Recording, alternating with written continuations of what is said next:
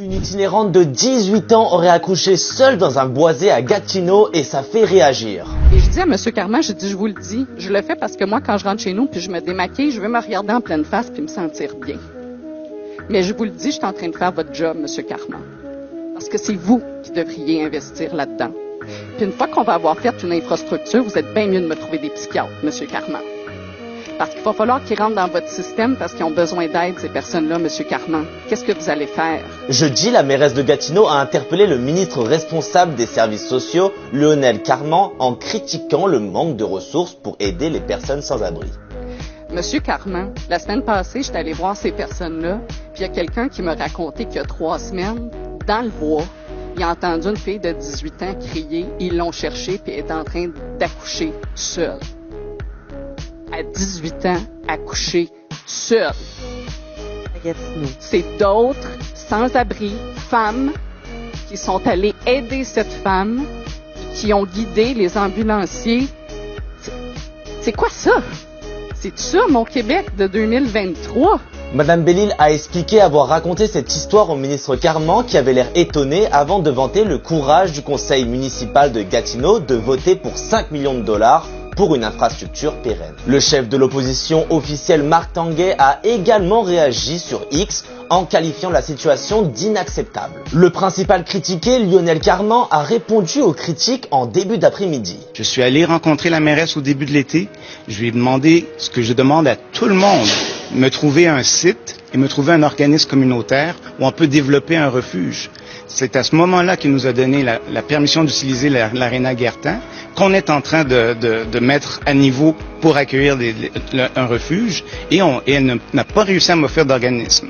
Maintenant, quand elle parle de l'immeuble qu'elle est en train de construire, ça c'est une partie de logement de transition avec l'hébergement, avec un refuge à haut seuil, et ça je lui ai également dit qu'on allait venir soutenir ce nouvel édifice-là. Donc soyons clairs, partout au Québec, si vous me trouvez un organisme et un site, nous, on va venir vous aider à offrir les services. Et vraiment, ça prend de la collaboration de tout le monde. J'invite tous les maires là, à baisser le ton. Je vais être là le 15 septembre. J'ai accepté de vous rencontrer. Donc, travaillons ensemble. La mairesse dit qu'elle fait le travail à votre place. Est-ce que c'est vrai? Encore une fois, si l'hébergement qu'elle a construit, ce n'est pas pour des services c'est pour des services qui sont vraiment du logement, et cette partie-là, moi je travaille avec la ministre de l'Habitation pour créer plus de logements. Elle, c'est pas les services qu'elle donne, on parle de construction d'immeubles. Qu'en pensez-vous? Faites-le moi savoir en commentaire. Pour de l'actualité, abonne-toi. Matteo Micheli, TVA Nouvelles. Voici ce que le premier ministre a affirmé un petit peu plus tôt concernant la demande de Mme Plante qui réclame d'autres sources de revenus. Il n'y a pas de marge de manœuvre à Québec. On a signé un pacte fiscal très avantageux pour les municipalités qui se termine le 31 décembre 2024. On va le renégocier avec les municipalités, mais il faut respecter la capacité de payer du gouvernement du Québec. On va demeurer sur le sujet de l'itinérance, Kevin. Malgré le cri du cœur de la mairesse de Gatineau, on apprend aujourd'hui qu'une autre femme, toujours en situation d'itinérance, pourrait accoucher au cours des prochaines semaines. Intervention et de prévention en toxicomanie en Outaouais a confirmé à TVA Nouvelles. Là, pour lui, la situation est dramatique parce que les intervenants n'arrivent pas à aider cette personne. Il trouve ça dommage qu'il a fallu cet exemple d'une femme de 18 ans qui a accouché dans le bois pour faire réagir politiquement. On a bien essayé d'obtenir leurs commentaires. 30 000 êtes-vous pour ça? On regarde ça après le dépôt du projet de loi. Mais plusieurs élus fuyaient les micros. Pas de commentaires.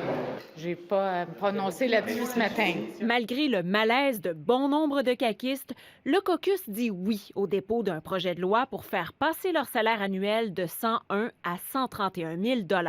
Un tout petit projet de loi de seulement 2 articles, question d'évacuer rapidement le débat sensible, auquel François Legault n'a pas trop envie de participer, à en juger par sa marche rapide. Bien, c'est un rattrapage qui était dû, puis il y a eu un comité indépendant qui s'est penché sur le dossier. Le ministre désigné pour répondre aux questions le répète. On donne suite aux recommandations et s'en tient à sa ligne. Bienvenue à l'épisode du vendredi 8 septembre. L'itinérance, c'est le sujet de l'heure présentement dans les différentes villes du Québec. Les maires qui ont vivement critiqué d'ailleurs le ministre responsable des services sociaux de la CAQ, Lionel Carman, il l'accuse de ne pas agir de manière proactive sur la question de l'itinérance, décrit aussi le manque de ressources pour gérer cette problématique-là parce que, oui, l'itinérance est un phénomène qui est présent à Montréal, mais dans les dernières années, ce phénomène-là a pris de l'ampleur dans la métropole, mais s'est étendu aussi. On a vu apparaître des gens en situation d'itinérance à des endroits qu'on n'avait pas l'habitude nécessairement d'observer ce phénomène-là, nous démontrant aussi la gravité de la situation. Et ce qui retient l'attention, c'est le cri du cœur de la mairesse de Gatineau, France Bédil. Elle a directement interpellé le ministre Lionel Carman en disant actuellement dans sa ville, il y a 80 personnes dans un campement pas très loin du ruisseau de la Brasserie. C'est dans le secteur Hall. Et ce qui a touché tout le monde, c'est quand la mairesse a raconté l'histoire d'une itinérante de 18 ans qui aurait accouché toute seule dans un boisé au cours de l'été à Gatineau. La jeune femme aurait été aidée par un groupe de femmes sans domicile fixe aussi, par la suite prise en charge par les ambulanciers paramédicaux. Je vous fais entendre le récit de la mairesse. Il y a quelqu'un qui m'a raconté qu'il y a 3 semaines, dans le bois, il a entendu une fille de 18 ans crier, ils l'ont cherchée puis elle est en train d'accoucher toute seule. À 18 ans, accoucher toute seule. C'est d'autres sans-abri, femmes, qui sont allés aider cette femme et qui ont guidé les ambulanciers. C'est quoi ça? C'est ça, mon Québec de 2023? Il y a quelqu'un qui m'a raconté qu'il y a 3 semaines, dans le bois, il a entendu une fille de 18 ans crier, ils l'ont cherchée puis elle est en train d'accoucher toute seule. À 18 ans, accoucher toute seule. C'est d'autres sans-abri, femmes, qui sont allés aider cette femme et qui ont guidé les ambulanciers. C'est quoi ça? C'est ça, mon Québec de 2023?